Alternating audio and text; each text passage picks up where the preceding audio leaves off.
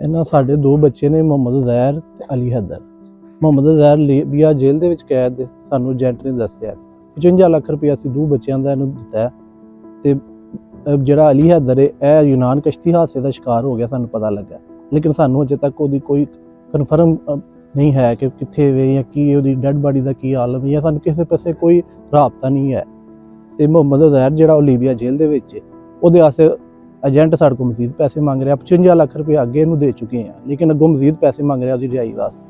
ਜਨਾਬ ਅਲੀ, ਅਸੀਂ ਇਹ ਗੁਜ਼ਾਰਿਸ਼ ਕਰਨੇ ਆ ਗਵਰਨਮੈਂਟ ਪਾਕਿਸਤਾਨ ਦੇ ਅੱਗੇ ਕਿ ਸਾਡਾ ਬੱਚਾ ਜ਼ਾਹਦ ਅਬਾਸ ਪੁਤਰੀਆ ਮੇਰਾ, ਕਿ ਉਹ ਗੁੰਮ ਹੋਇਆ ਹੈ ਇਸ ਹਾਦਸੇ ਦੇ ਵਿੱਚ ਕਸ਼ਤੀ ਵਾਲੇ 'ਚ, ਤੇ ਜਿਹਦਾ ਸਾਨੂੰ ਉਹਦਾ ਪਤਾ ਨਹੀਂ ਲੱਗਦਾ ਪਿਆ ਕਿ ਉਹ ਕਿਤੇ ਪੁਲਿਸ ਵਾਲਿਆਂ ਫੜ ਲਿਆ ਜਾਂ ਕਿਤੇ ਉਹ ਗੁੰਮ ਨੇ ਜਾਂ ਕੀ ਹਿਸਾਬ ਕਿਤਾਬ ਹੈ।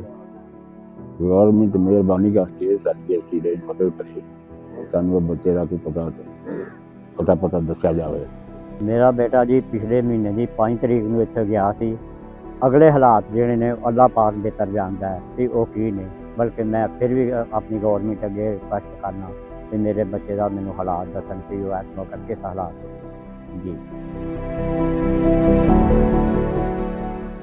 ਸਾਡਾ ਬੱਚਾ ਜਿਹੜਾ ਹੈ ਜਾਂ ਕਸ਼ਤੀ ਦਾ ਜਿਹੜਾ ਹਾਦਸਾ ਹੋਇਆ ਇਹਦੇ ਵਿੱਚ ਲਾਪਤਾ ਹੈ, ਨਾ ਤੇ ਸਾਨੂੰ ਪਤਾ ਚੱਲਦਾ ਪਿਆ ਉਹ ਕਸ਼ਤੀ ਦੇ ਸਵਾਰ ਹੋਇਆ, ਨਾ ਇਹ ਪਤਾ ਚੱਲਦਾ ਪਿਆ ਕਿ ਉਹ ਪਿੱਛੇ ਰਹਿ ਗਿਆ। ਲਿਹਾਜ਼ਾ ਸਾਡੀ ਕੋਈ ਮਦਦ ਕੀਤੀ ਹੈ ਗੌਰਮੈਂਟ ਪਾਕਿਸਤਾਨ ਦੇ, ਕਿ ਸਾਡੀ ਅਪੀਲ ਹੈ ਕਿ ਸਾਡੇ ਬੱਚੇ ਦਾ ਕੋਈ ਸੁਰਾਖ ਲਾ ਕੇ ਸਾਨੂੰ ਦੱਸੇ।